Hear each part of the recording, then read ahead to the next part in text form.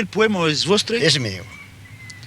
Eh bien, revenons au français. Effectivement, nous sommes dans le Rouergue et monsieur Jean Boudou est un poète et un professeur de Languedoc. Quel était le thème général de ce poème que vous avez écrit?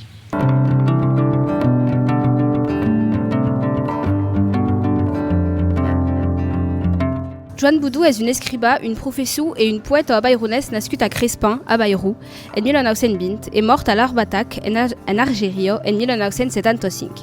Escriurà tota son obra en occitan. Nous allons donc s'intéresser à un de sus poemes, Luben. Luben és un poème que Boudou escrivait entre 1969 et 1970. Saquela pertany a un recueil de poemes de Boudou, publicat en 1975 per l'IEO, Institut d'Estudis Occitans, et titulat Sus la mar de las galeres. Aquest poème és composat de 3 quintets, tutti amb la mateixa estructura. Un octosillabe, un heptasillabe, 2 octosillabe, un heptasillabe. D'aquest biais, los octosillabes rimen una massa i los heptasillabes rimen una massa, so que balla un motiu de rima A, B, A, A, B. En us mainant art del sens poètic, podem dir que el tema de Luben és el sentiment amorós. So que nos mena a nos demandar si en emplegar la metafora del ben, Joan Boudou descriu el sentiment amorós. Tractarem dins un primer temps de la descripció que Boudou fa d'aquest ben, metafora del sentiment d'amour, dins el primer quintet. Seguirem amb el segon quintet que podem veure associar a l'il·lustració del biais que el sentiment amorós s'instal·la dins el cap, dins el cor, così creix. En fi, acabarem amb el tresè quintet que descriu evidentment el poder del sentiment amorós, così el sentissem, quina és sa forma d'expressió. Dins el primer i el segon vers del poema, Joan Boudou introduïs directament l'element del ben. Comprenem en llegissent el poema tot que aquest ben és una metafora, mas els 12 primers versos són els indicators. Ballen una impressió de presa de consciència de quicon que se passa. Aussi si el ben que bufa, mas sense el poder identificar, aquell ben a pas de nom. En utilitzant el ben com a metafora d'aquesta sensació, d'aquest sentiment desconegut, Boudou bota en avant el caràcter desconcertant de les primícies de l'amor e mai que mai del sentiment amorós que sentissem sen verdaderament lo comprene, com el ben que sentissem e ausissem sen lo veure.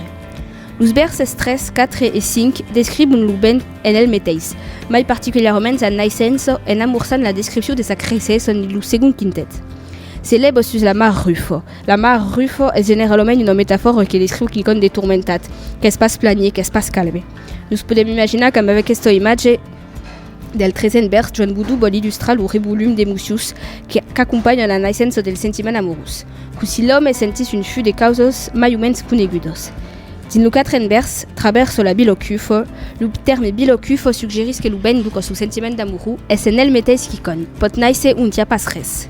Saquela, podem pensar que bilocufo és una metafora pel cos humà, o el cap, o encara el cor, que serien buides abans el passatge d'aquest sentiment amorós, so que implicaria que la primera hipòtesi és valable e que en mai de néixer de res, aquest sentiment val obido a tot. De mai, los versos 3 e 4 empleguen los mots mar e bilo, que representen 2 environnements diferents e opausats, so que comprenen com una imatge que el sentiment amorós és de per tot, que sia el per tot sus terra, universal, o el per tot dins el nostre esse. En fi, el 5è vers descriu el caràcter imprevisible del sentiment amorós, que és perfectament representat per l'imprevisibilitat de l'element del ben, m'emprendrà sa vie passante. Aquí Boudou il·lustra completament l'idea com ça passe cur on imai ont aquest sentiment nos va tocar, de la mateixa forma que sabem pas cur el ben va bufar.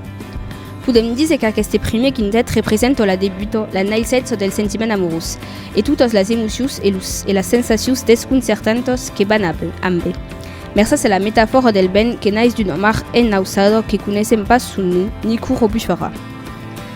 Los versos 6 a 10 que constituïssin el segon quintet del poema exprimissen cadun amb d'imatges diferents una mena de negativitat. De mai, aquests 5 versos il·lustren també el que podríem sonar la segunda etapa del sentiment amorós, sa creixença. El vers 6, Perdela la nuit sen luna, fa referència a l'escurina. Antítesi de la clartat que inspira la finzança, l'escurina inspira la paur e la reticència.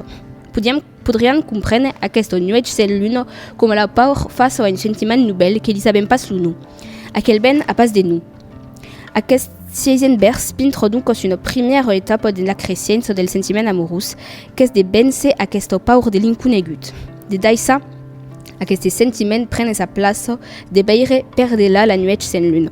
Lucet en vers calcura lo riu sen pun, traducint su nois probo malaizido, la dificultat com na a se daisa ana a l'amour.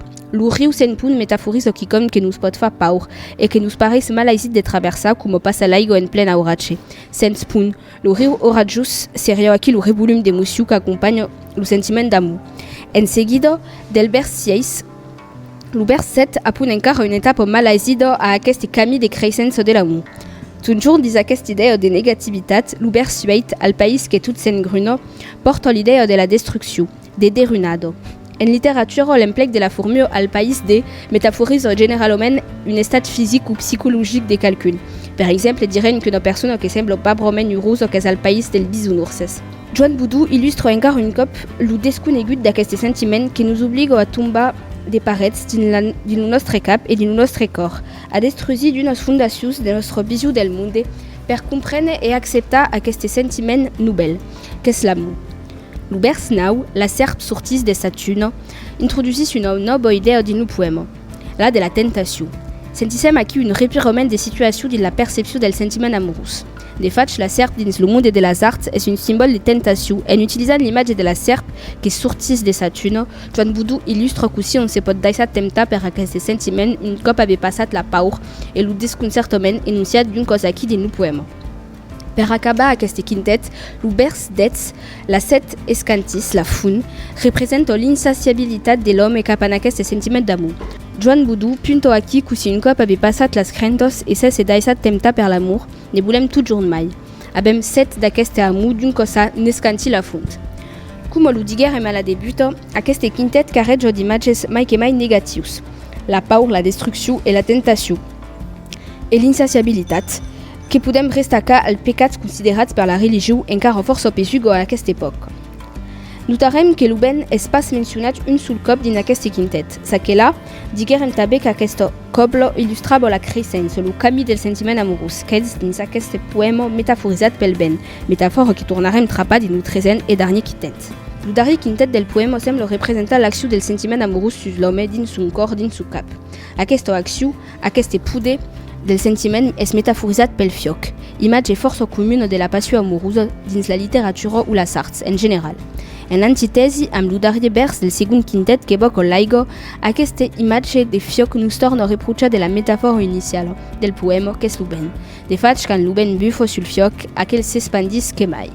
Los verses 11 e 12 sus l'espandi de las brugos per tot bunto la cremu, illustren perfectament aquesta idea que l'imatge de l'espandi de las brugos, las planos, que pren un fioc de per tot, representa aquest poder de l'amor que bufat pel ben dels sentiments cremo tot sus son camí, s'apodera de tot, per tot munto la cremu.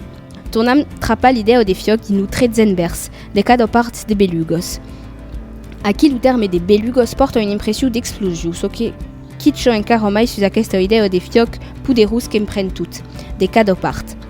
Aquests tres primers verses del darrer quintet continuen d'il·lustrar la creixença del sentiment amorós, com el segon quintet, mas pintron so que se passa un cop haver cedit a la tentació, enunciada per la serp dins lo vers 9. Après les emocions de crainte de desconegut et des difficultats passades et haver cedit a la temptació, tornant trapar dins lo vers 14 la paur e la crainte, metaforisados per la fugido, fugis i per las aubadas.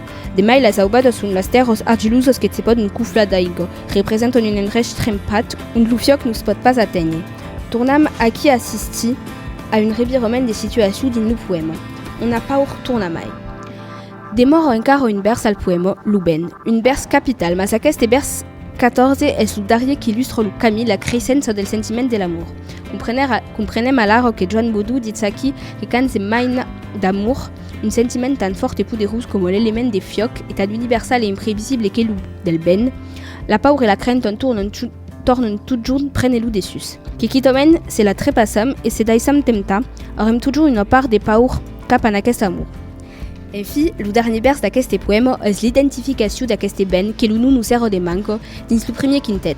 Aquest ben se dit amor.